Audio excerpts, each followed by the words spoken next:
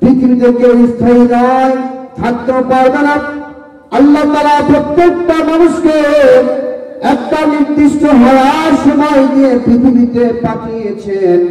এই হায়াত যখন আমাদের শেষ হয়ে যাবে, প্রত্যেকটা মানুষ আমরা মৃত্যুর কোলে ঢলে পড়ব। কথা বলেন ঠিক কিনা? এজন্য পরকালের জন্য সামানা তৈরি করা দরকার আছে না নাই?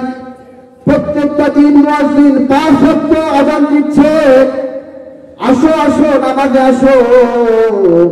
কিন্তু আজকে আমরা আযান শোনার পরও আল্লাহ পাকের হুকুম, মহান হুকুম, নামাজ পড়তে পারতেছি না। কথা বলেন ঠিক কিনা? কেন পারতেছি না?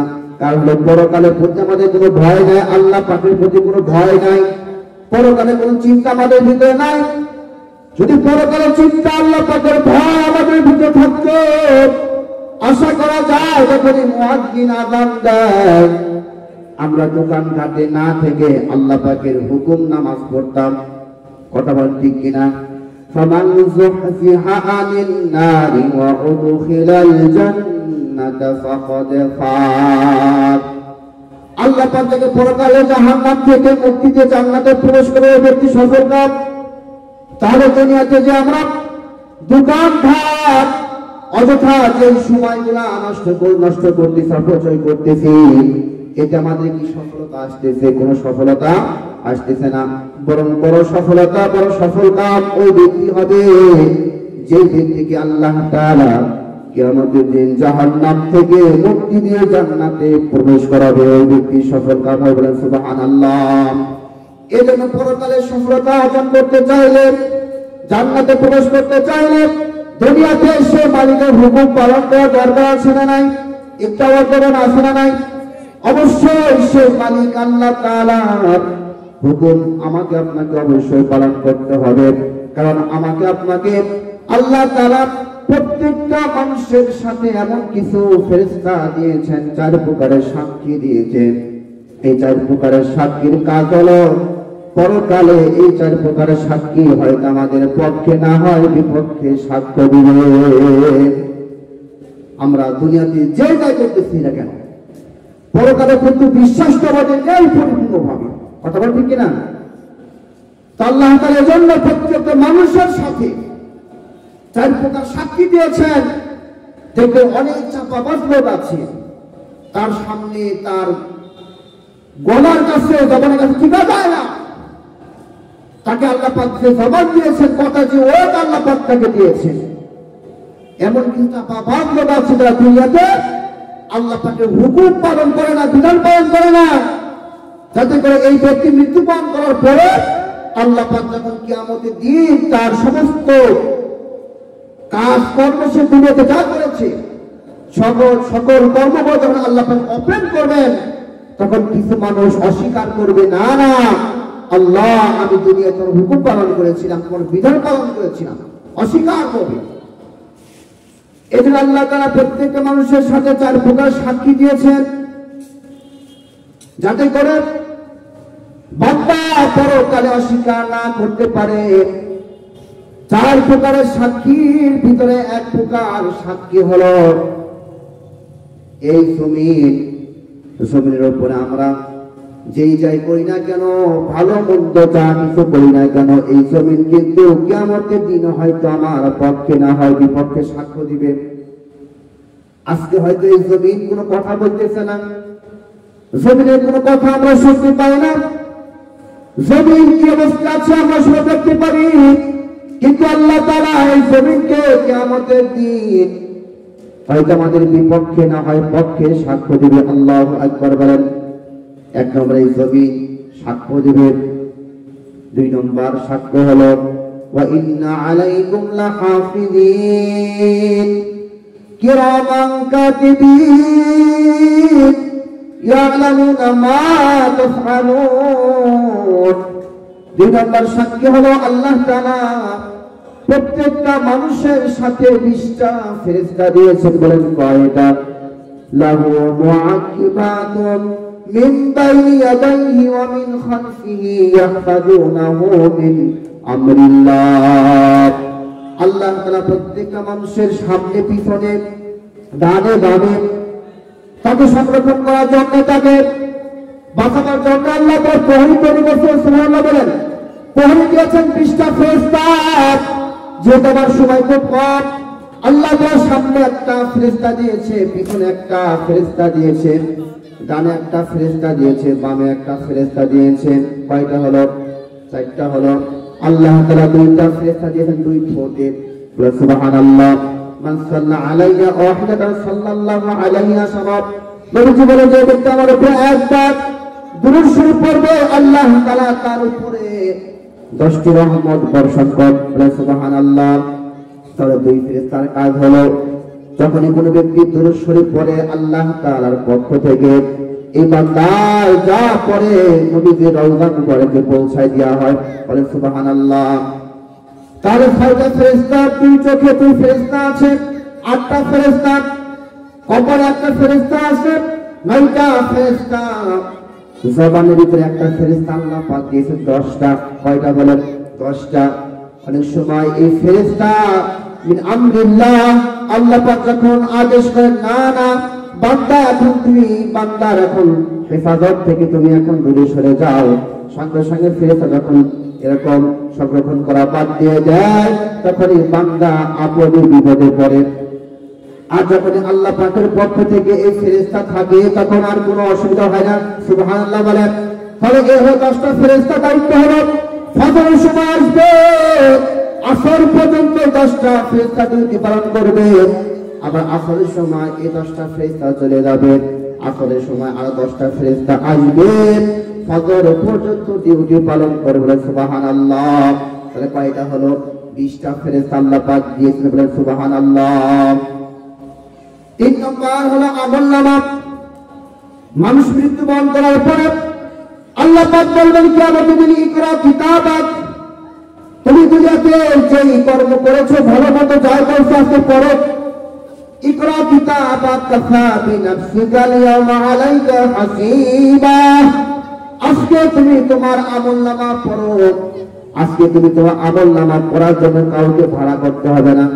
দেখবেন আমাদের সমাজে অনেক অশিক্ষিত লোক আছে, নাকি বলেন? অনেক মূর্খ লোক আছে যারা পড়তে পারে না।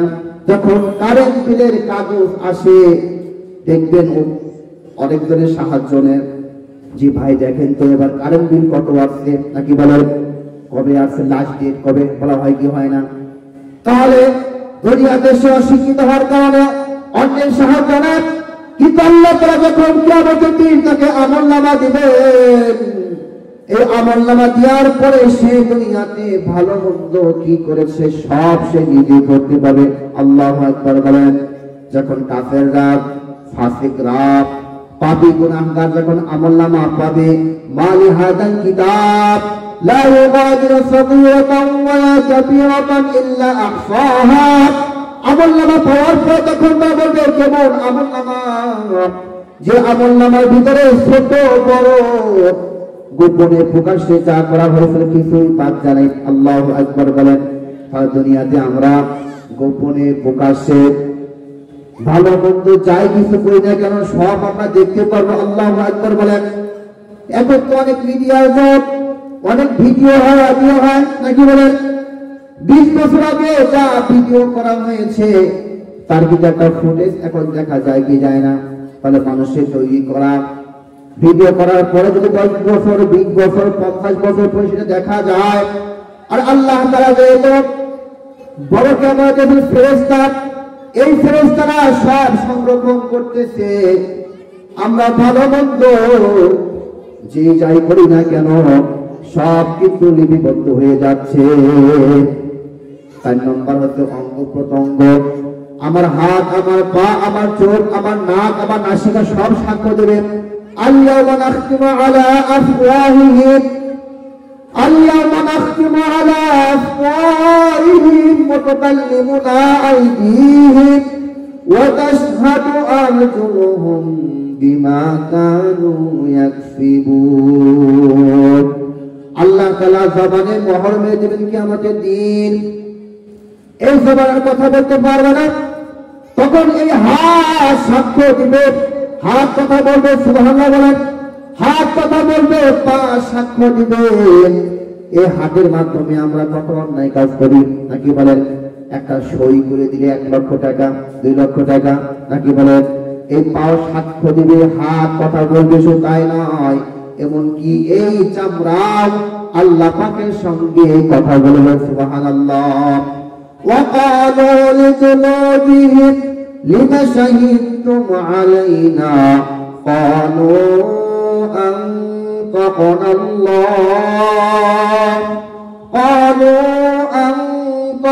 الله الذي أنطق كل شيء وهو خلقكم أول مرة وإليه ترجعون।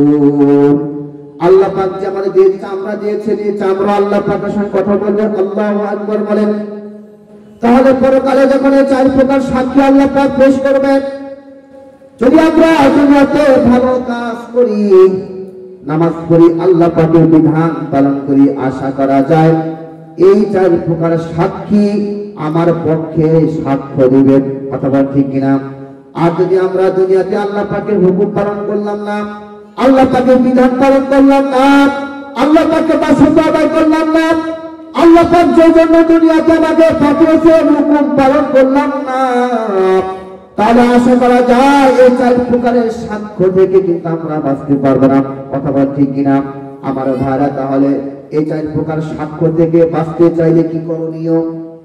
এই 4 প্রকারের সাক্ষ্য থেকে বাঁচতে চাইলে, আল্লাহ পাকের পরিপূর্ণ হুকুম পালন করতে চাইলে কি করণীয়?